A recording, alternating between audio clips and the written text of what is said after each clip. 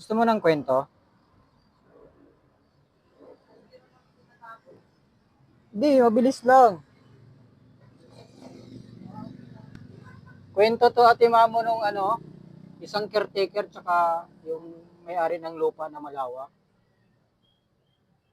Tapos, ang nangyari ate mamo, yung caretaker binantayan niya na ng lupa kasi sabi ng amo, lahat ng natanaw mo dyan, akin yan, kaya bantayan mo.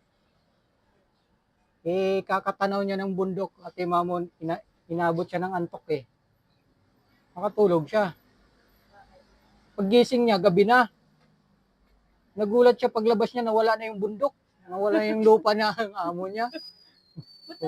Gabi na eh, dumilim eh.